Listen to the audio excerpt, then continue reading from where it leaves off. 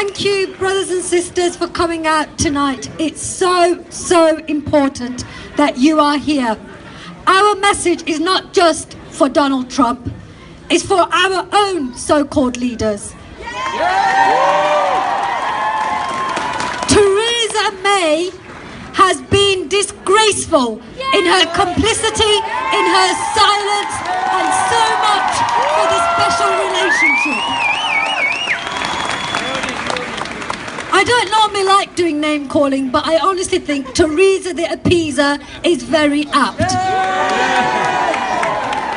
And it's particularly disgusting that it was on Holocaust Memorial Day that Trump announced this ban.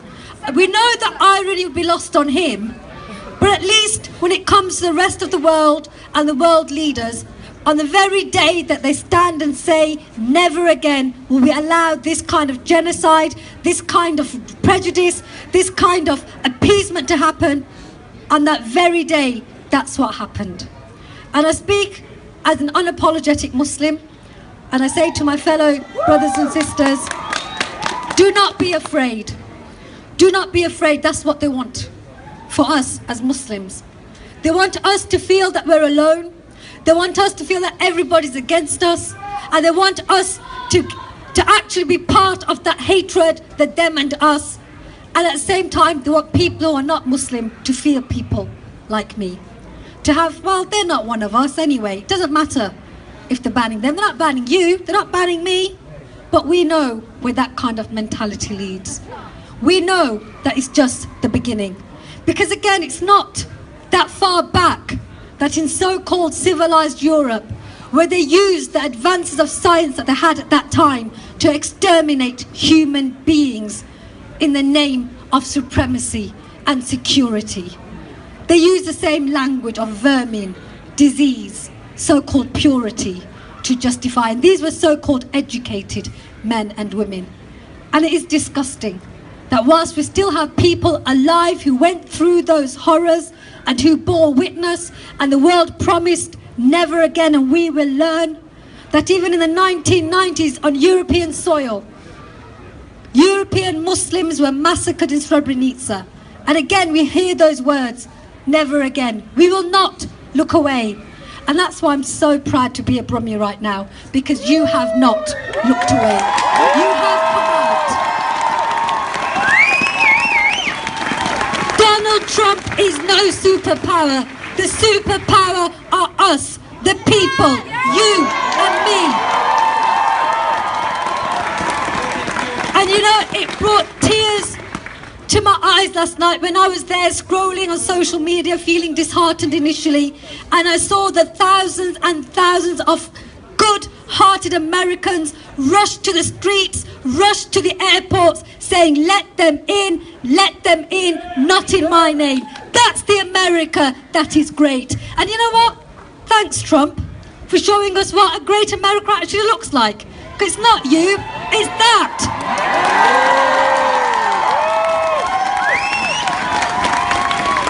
And our job, and you're doing it already, you're doing it fantastically, that's such short notice you're here, is to keep that pressure up.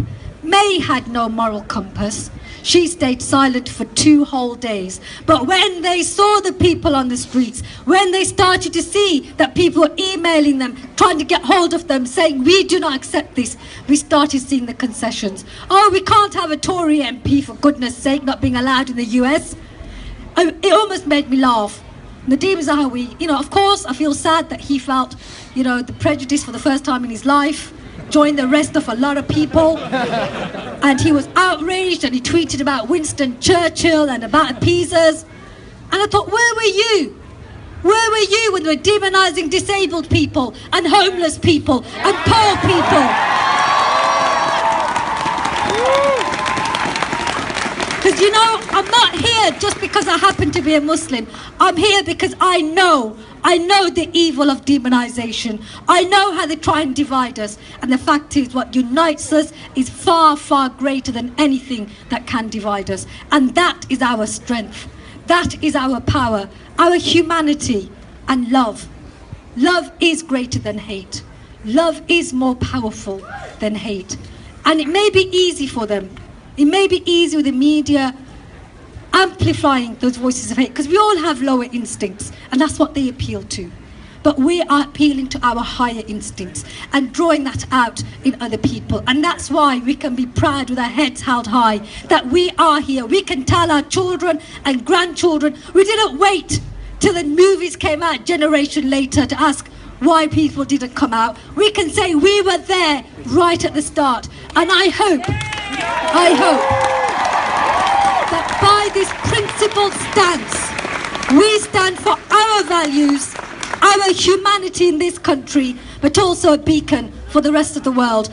Thank you, Birmingham, and see you on Saturday. Get in your coaches, get in the cars, get on the buses, get to London this Saturday. We're going to have a huge, massive demo, just like today in London, in Manchester, in Glasgow. People have come out. We are not alone, but it's important that this message keeps going.